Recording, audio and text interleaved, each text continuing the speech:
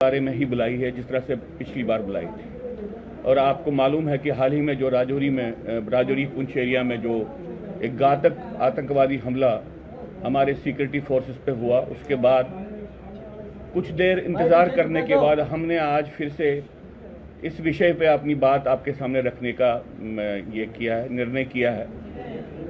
बहुत समय से ये सरकार हमको ये बताने की कोशिश कर रही है कि जम्मू कश्मीर के हालात नॉर्मल है। बहुत समय से ये सरकार हमको बोलने की कोशिश कर रही है कि उन्होंने तो आतंकवाद के खिलाफ तो फाइनल लड़ाई उन्होंने जीत ली है। 3 पैरामीटर्स हैं जिसके आधार पे हम कहते हैं कि यहाँ के हालात बिल्कुल ठीक नहीं हुए हैं। पहला पैरामीटर आपके पास जो ये राजौरी पुंछ में हुआ, 2 साल से वहाँ के जंगलों पे हमको लगता है कि भारत सरकार का कंट्रोल नहीं है।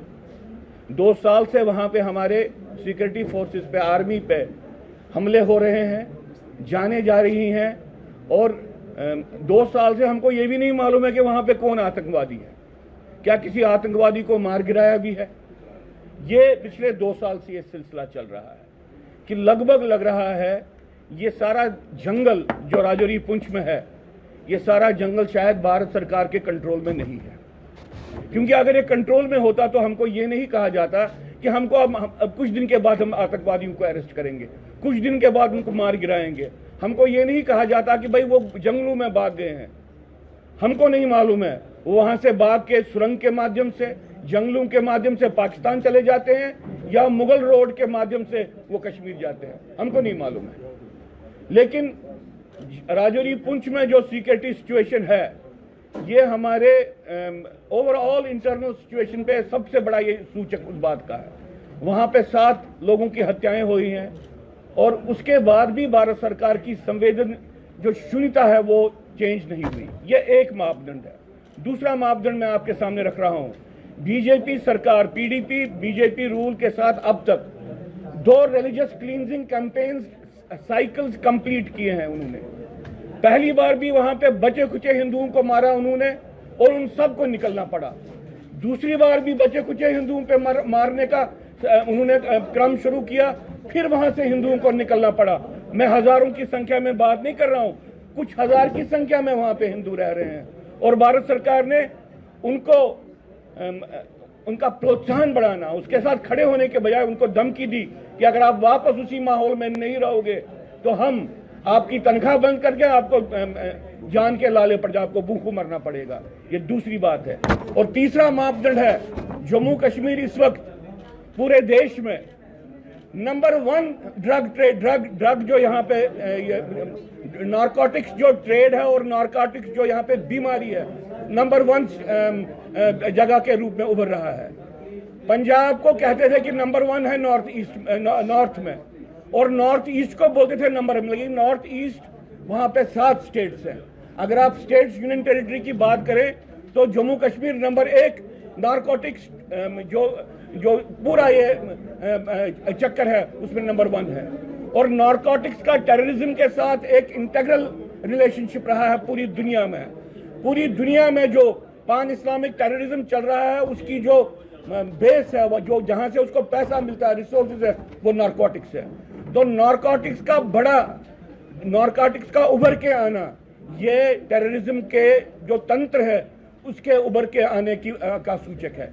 ये 3 बातें हैं। इन 3 बातों को लेके हम ये क्लियरली कहते हैं कि जो ये बार बार कहा जाता है नॉर्मलसी, ये अपने आप को झूठ बोलने वाली बात है।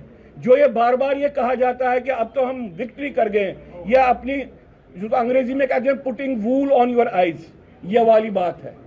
हम सरकार से आज निवेदन करते हैं, हमको कोई पॉलिटिकल बात नहीं आज करनी है। स्पेसिफिकली आप जम्मू कश्मीर की आंतरिक जो सिचुएशन है उसका आंकलन करने के लिए जो आपने एक तरीका चुना है वो एक सेल्फ डिल्यूजन का तरीका है।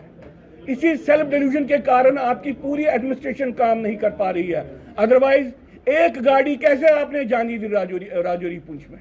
आपके पास प्रोटोकॉल क्यों नहीं है? होम मिनिस्टर ने तो हाल ही में कहा कि 360 डिग्री अलर्ट होगा। वो 360 डिग्री अलर्ट कहां गायब हो गया? वो इसलिए गायब हो गया क्योंकि आप हर दिन उद्घोषणा करते हो हम जंग जीत गए, हम जंग जीत गए। ये कौन सी स्ट्रेटजी है? सुसाइड स्ट्रेटजी नहीं हो सकती है। प्रधानमंत्री जी, अमित शाह जी अपने पूरे सोचने के ढंग को जम्मू कश्मीर के बारे में आप बदल दो। पूर्व गवर्नर सत्यपाल मलिक का जो बयान आया उसको लेकर भी उसको कैसे, कौन सा बयान? उन्होंने बहुत सी बातें कही हैं। उन्होंने एक पुलवामा अटैक की बात की जिसपे वो जो जहाज भी दिए गए थे उसको लेकर। देखिए, उन्होंने पुलवामा अटैक की बात की, सिक्योरिटी फेलियर था, सिक्योरिटी फेलियर था, वो तो बात है। लेकिन वो बोल रहे हैं कि जहाज में जाना था। मैंने जहाज के लिए, मुझे नहीं मालूम है क्या वो कभी सिक्योरिटी प्रोटोकॉल में ऐसी कभी बात होती है, मुझे नहीं मालूम है। लेकिन मुझे ये मालूम है उसकी बात का तब दम होता जब वो उसी वक्त त्याग पत्र देते अगर उनकी बात को नहीं माना गया। जो अब ये बोल रहे हैं वो दूसरा एक शैडो बॉक्सिंग चल रही है, वो दूसरा एक राजनीतिक खेल चल रहा है। हम उस राजनीतिक खेल का हिस्सा नहीं है। चाहे करण थापर ने उनको इंटरव्यू किया और उन्होंने करण थापर को इंटरव्यू करवाया, क्या कहने के लिए हम उस बात को लिए नहीं लिए। लेकिन ये बात हमारे लिए है जरूर कि मोदी जी और अमित शाह जो उनका आंकलन करने का ढंग है जम्मू कश्मीर का, आहिस्ता आहिस्ता से ऐसी परिस्थिति बन गई है। अमित शाह जी हिंदुओं के कंसर्न को लेके सबसे निष्ठुर होम मिनिस्टर उभर के आ रहे हैं, एपैथेटिक, इनसेंसिटिव। देखिए, नेविटी और सुसाइडल सेल्फ राइचियसनेस, इसके सहारे से आप आतंकवाद के खिलाफ लड़ाई नहीं जीत सकते। झूठ बोल के आप आतंकवाद के खिलाफ लड़ाई नहीं जीत सकते। एक ही दिन में पुलिस स्टेटमेंट देती है कि 100 टेररिस्ट हैं या 125 टेररिस्ट हैं, उसी दिन आर्मी के ऑफिसर स्टेटमेंट देते हैं कि 300 टेररिस्ट हैं। तो ये तो अल्टीमेटली भारत सरकार के सामने है। ये जो ये बार बार चल रहा है, हालात ठीक है, हालात ठीक है, हालात ठीक है।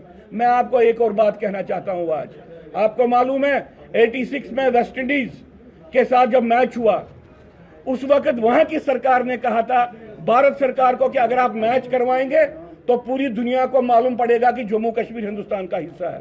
और बाद में उस मैच के बहाने वहां पे क्या पाखंड चला।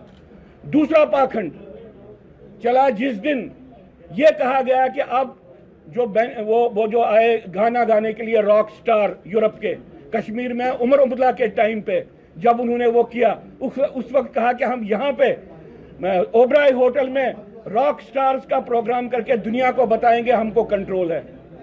अब G20 हो रहा है, भगवान करे कि वो सफल हो जाए। लेकिन पीछे सोच क्या है? वो पीछे सिर्फ ड्रामाबाजी क्यों है? आप क्यों नहीं समझते हो कि आपके स्टेट में रिलीजियस क्लींजिंग्स हो रही हैं, आपके स्टेट में लोगों को उखाड़ने की बात हो रही है, आपके स्टेट में आपकी आर्मी पे घातक हमले हो रहे हैं। आप इस बात को क्यों नहीं देख रहे हो? और आप अपने आप को उस अलर्ट के लेवल पे क्यों नहीं ला रहे हो? आप इसलिए नहीं ला रहे हो क्योंकि आप दुनिया को बोल रहे हो कि आपका जम्मू कश्मीर जंग जीत गए। अगर आप खुद अलर्ट में नहीं हो, आपका सिक्योरिटी अपरेटस कैसे अलर्ट में होगा? सर, आपको क्या लग रहा है कि कश्मीर में हुआ वो वाकया क्या आपको लगा कश्मीर से जम्मू संभाग की तरफ मिलिटेंसी की शिफ्ट हो रही है? ये दोनों जगह थी साइमल्टेनियसली। ये सरकार, यही बात है, जिस तरह से कांग्रेस एक्सप्लेन करती थी उसी तरह से बीजेपी भी एक्सप्लेन करती थी। आपको नहीं मालूम है कि जब यहाँ पे घटना होती थी ये बोलते थे कि कश्मीर में फ्रस्ट्रेशन के कारण हुआ। ये पहली बार ये बोल रहे हैं। जब जम्मू में आतंकवादी घटनाएं होती हैं ये बोलते हैं कश्मीर में वो फ्रस्ट्रेट हो गए। और जब कश्मीर में आतंकवादी घटनाएं हो रहे हैं ये बोल रहे हैं कि ये ज्यादती आप नहीं करो, हमारे कंट्रोल है। मैं ये आपको कहना चाहता हूं कि ये जो ये एक्सप्लेनेशंस हैं ये self defeating, self subverting explanations हैं। काउंटर मेजर्स के बारे में बताइए जो अभी तक हुआ है, क्या रिस्पांस देना चाहेंगे आप? अगर आप हम तो 3 बातें कहेंगे। आपने कहा था, भारत सरकार ने कहा था कि 360 डिग्री अलर्ट होगा, वो कहां पे है? किसकी अकाउंटेबिलिटी है? कौन जिम्मेवार है कि 360 डिग्री अलर्ट नहीं हुआ? पहली बात। दूसरी बात, क्या आप आतंकवाद के सही ऑब्जेक्टिव को रिकॉग्नाइज करते हो? आतंकवाद का नंबर 1 ऑब्जेक्टिव है यहाँ पे demographic, Hindu non Muslim demographic destruction करना। क्या आप उस बात को मानते हो? आप नहीं मानते हो तो आप आतंकवाद का कैसे? पहले आप अपने परसेप्शन को करेक्ट कीजिए, तब आतंकवाद को लेके आपका पर्सपेक्टिव चेंज। मैंने लास्ट टाइम कहा था कि स्टैटिस्टिकल अप्रोच है। पिछले महीने इतने मरे, इस महीने इतने मरे, इस महीने, और फिर बोलते हैं कि हमने कमाल कर दिया। दुनिया में कहीं पे भी स्टैटिस्टिकल अप्रोच डिप्लॉय नहीं किया जाता है। दुनिया में आतंकवाद की कैपेबिलिटी, उसकी क्षमता, सरप्राइज करने की क्षमता को ध्यान में रख के अपनी स्ट्रेटजीज बनाते हैं। जितने भारत सरकार जितने टेररिस्ट को बोलते हैं कि वो ऑपरेट कर रहे हैं, अगर उतने टेररिस्ट अमेरिकन गवर्नमेंट कहे कि हमारी धरती पे हैं, वो वहां पे रेड अलर्ट कर देंगे। इन्होंने तो यहाँ पे खुला छोड़ दिया। कल को टूरिस्ट पे हमला हो सकता है, माइनॉरिटीज पे तो वहां पे हमले हो ही रहे हैं। और आपको ये जानकर जिन लोगों को इन्होंने वापस लिया, वहां पे लिखित रूप से ऑर्डर उनको निकाला गया कि आप अपने अपने घरों में बैठो। दुनिया को बोल रहे हैं कि हमने वापस ले लिया। केज प्रिजनर्स हैं वहां पे। आपकी पॉपुलेशन के सेगमेंट्स, आपके देश के लोग क्या वहां पे आपके पिंजरे में बंद हुए परिंदे हैं, कैदी हैं? बेसिक अप्रोच चेंज करना पड़ेगा। आपके सामने आ रहा है और कल ही एक युवक को टारगेट किया गया। चलिए जान तो बच गई, लेकिन होगा क्या? आप मुझे बताइए, यहाँ पे स्टिक बॉम्ब लगते हैं टूरिस्ट बसेस में और कहा जाता है कि यह यूरिया का ब्लास्ट था, यह ट्रांसफार्मर का ब्लास्ट था। यहाँ पे गड़बड़ हो जाती है, बोलते हैं कि नहीं नहीं नहीं नहीं, यह कुछ और था, यह ट्रांसफार्मर जल गया था। ये खुद छुपा रहे हैं। सेल्फ डिसइंफॉर्मेशन जब सरकार खुद करे तो अब उनको कहां उसके ऊपर कंट्रोल रहेगा? क्या लग रहा है यूटी एडमिनिस्ट्रेशन छुपा रही है सरकार? मैं समझता हूं पिछले मैच के, मुझे नहीं मालूम है कहां पे प्रॉब्लम है, लेकिन मुझे यह मालूम है कि जो ये सोच है आतंकवाद के बारे में आंखें बंद करना, यह सोच दिल्ली से शुरू होती है। यह इनके आने से पहले भी दिल्ली में अंधापन था और इनके आने के बाद दिल्ली में यह अंधापन खत्म नहीं हुआ। जो हमारी स्थानीय सिक्योरिटी एजेंसीज हैं वो कहीं ना कहीं जो है पीछे हो रही है। आपको लगता है कि स्थानीय लोगों के साथ मिलकर जो है इस लड़ाई को, इस मुहिम को आगे लेके जाया जा सकता है? अगर सिक्योरिटी एजेंसीज को मजबूत करे भारतीय सरकार, उन्हें समर्थन दे। कौन उनको बोल रहा? हम तो इन्होंने कहा कि हम बहुत जबरदस्त प्रतिकार का ये करेंगे, हमला करेंगे। जिन लोगों ने ये किया हम उसका ईगरली अवेट कर रहे हैं। ये बोल रहे हैं हम रिटेलिएटरी स्ट्राइक करेंगे, हम उसका ईगरली अवेट कर रहे हैं। लेकिन प्रॉब्लम तो है तंत्र में, चाहे ये इंटेलिजेंस के लेवल पे है, चाहे सिक्योरिटी ऑपरेशंस के लेवल पे है, या भारत सरकार के लोग दिल्ली से खुद इंटरफियर करते हैं। हमको नहीं मालूम है कहां पे है, लेकिन प्रॉब्लम तो है। 5 अगस्त 2019 के बाद